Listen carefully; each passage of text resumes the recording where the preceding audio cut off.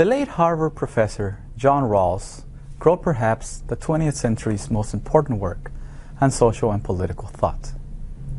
A lecture on this book, A Theory of Justice, would take days if not months. Here we will restrict ourselves to a few key points relevant to our subject matter, namely professional and business ethics. According to Rawls, his theory ought to be considered an alternative to utilitarianism. Key to his theory are the ideas of fairness and the moral equality of persons, with a deliberate avoidance of reducing justice to a matter of social utility, as utilitarianisms tend to do. But Rawls also differs from what is known as the libertarian theory of justice, which emphasizes the value of individual liberty above all else.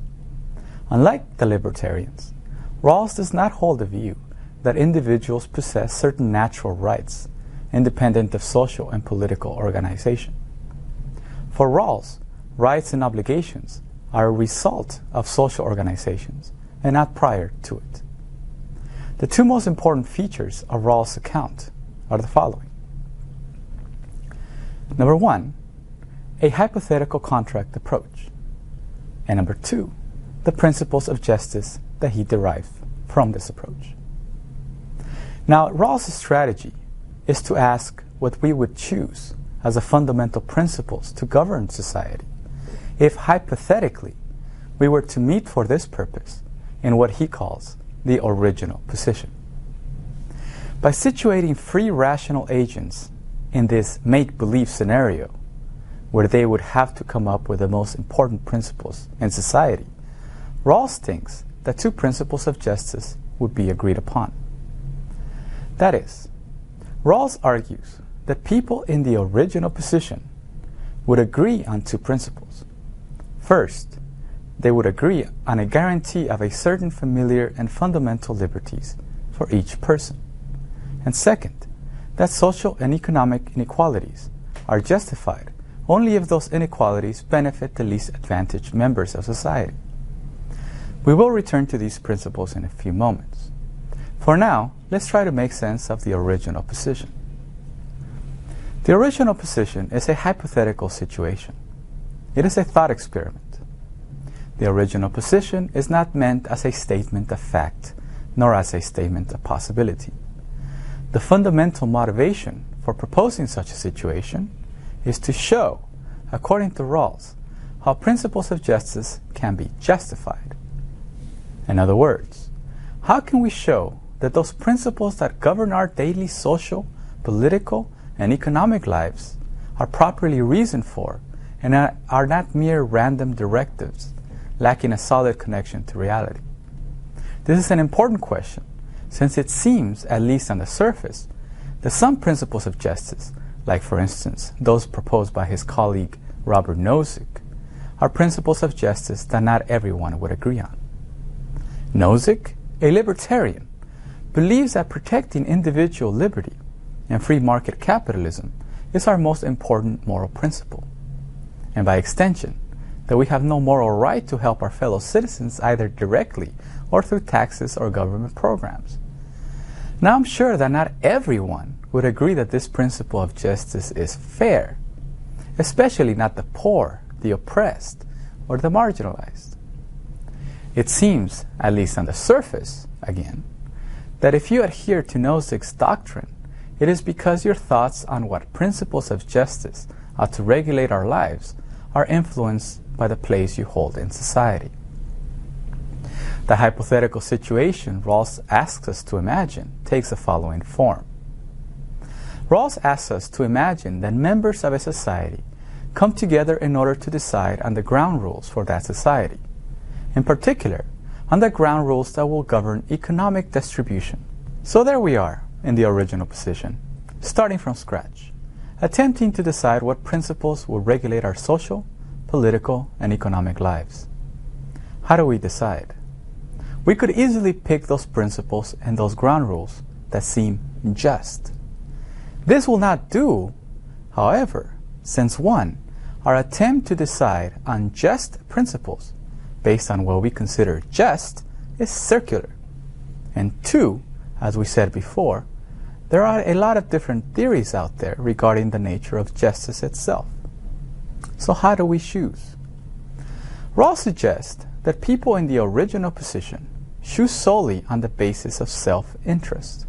That's right, self-interest. In the original position, people choose ground rules that would best serve their self-interest. So I will pick principles meant to govern my society, but that also benefit me and my own interest. This is an interesting move. Rawls suggests that in the original position, I will want the group as a whole to choose principles of justice that benefit me. Of course, this will be a hard battle. But if the group can agree on some principles, that means that those principles are the ones that they believe will benefit them individually. These will be the principles of justice agreed upon on the basis of mutual self-interest. Think of it as a game that you make up as a kid. You and 3 of your friends get together with a broomstick, a ball, and decide on what rules will govern the game. Rawls' intuition is that you will come up with rules that make the game fun without privileging the stronger member of the group or putting the slowest member of the group at a disadvantage. Why? Because you might actually be the slowest member of the group, or because not everyone is sure of each other's strengths or weaknesses. However, the problem with this move is that if you are acting on self-interest, then you will choose those principles of justice that benefit those folks in your socio-economic class. This is good if you are in the upper classes, but it is not so good if you are in the lower classes, since nothing would change from the current situation where there exist great disparities of income and power between rich and poor. To guard against this, Rawls suggests that people in the original position stand behind what he calls a veil of ignorance. The veil of ignorance is a hypothetical situation in which people do not know what social position or status they hold in society. Thus, before agreeing on the fundamental principles of justice, people in the original position do not know how those principles will affect them or their social status, since they are ignorant of whether they are rich or poor, disabled or not, intelligent or not so bright. They do not know their race, their sex, or any other fact about themselves or about what their individual situation will be once the veil is lifted. No one in the original position can thus favor principles of justice that will benefit affluent, young, Hispanic males, since as far as they know, behind the veil of ignorance, once the veil is lifted, their individual situation will be one of a poor African refugee with crippling arthritis on both hands. The role of the veil of ignorance in the original position is thus to eliminate bias. It forces people to be objective and impartial and make agreement possible. In such a hypothetical situation, individuals will choose principles of justice that will make it possible to live a decent life, even if your role in the society is restricted to the lower echelons of that society. This is because, in the original position, behind the veil of ignorance, all individuals desire what Rawls calls primary social goods, such as income and wealth, rights, liberties, opportunities, status, and self-respect. Thus, they will make sure that those principles of economic distribution they choose guarantee that at the very least, they will have the opportunity to pursue these primary social goods. As Rawls sees it, people in the original position will be conservative. They will not wish to gamble with their future or their lives. According to Rawls, people will apply what is known as a maximum rule. The maximum rule states that one should select an alternative among many under which the worst that could happen to you is the better than the worst that could happen to you under any other alternative. A simple way to put this is that you should try to maximize the minimum that you will receive. But before moving on to the 2 principles that Rawls recommends, let's quickly summarize what has been said. Now, the elements of Rawls' theory of justice include the original position, that hypothetical situation, the veil of ignorance, where you do not know your social status, self-interest as a fundamental motivation for choosing your principles, and the maximum rule, which guarantees that you maximize your minimum. Now to the principles of justice. Rawls argues that there are two. Principle number 1. Each person is to have an equal right to the most extensive total system of equal basic liberties compatible with a similar system of liberty for all. Principle number 2. Social and economic inequalities are to satisfy two conditions. A. They are to be attached to positions and offices open to all under conditions of fair equality and opportunity. B. Any inequality in society should benefit the least advantaged member of that society. The first principle states that everyone is to have an equal number of liberties. What kinds of liberties? Well, the traditional democratic ones. For instance, freedom of thought, of speech, of religion, etc. This principle is important because it guarantees individuals as much liberty as possible, but compatible with others having the same amount of liberty.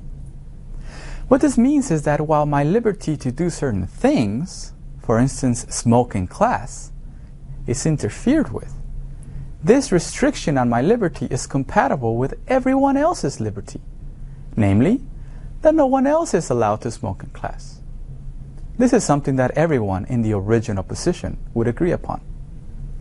The second principle is more controversial. The first part of the second principle, we'll call it 2A, states that if any inequalities are permitted in regards to jobs and social positions, that is, that some jobs or positions pay more or are more rewarding than others.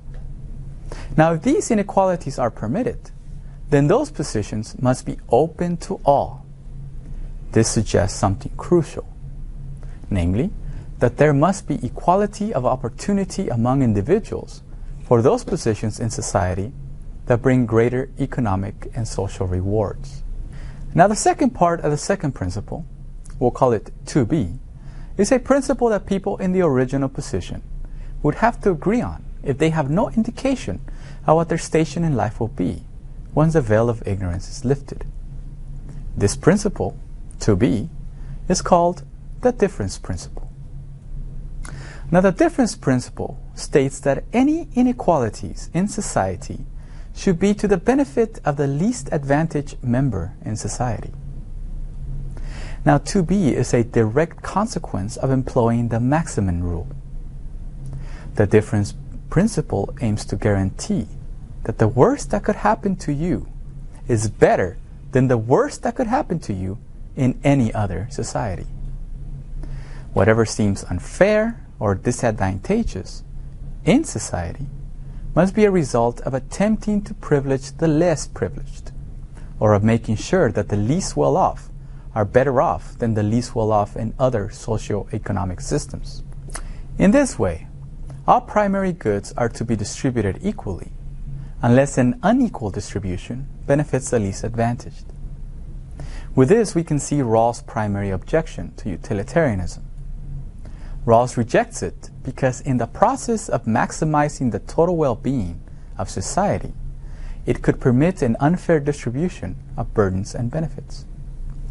Ultimately, Rawls contends that society is a cooperative project for the mutual benefit of all, and that justice requires us to reduce the social and economic consequences of arbitrary natural differences between people. Finally, we could refer to Rawls' theory of justice as privileging fairness over social utility and individual liberty. This sentiment is represented in the difference principle, and put best by Rawls himself, who says, "We are led to the difference principle if we wish to set up the social system so that no one gains or loses from his arbitrary place in the distribution of natural assets or his initial position in society without giving or receiving compensating advantages in return."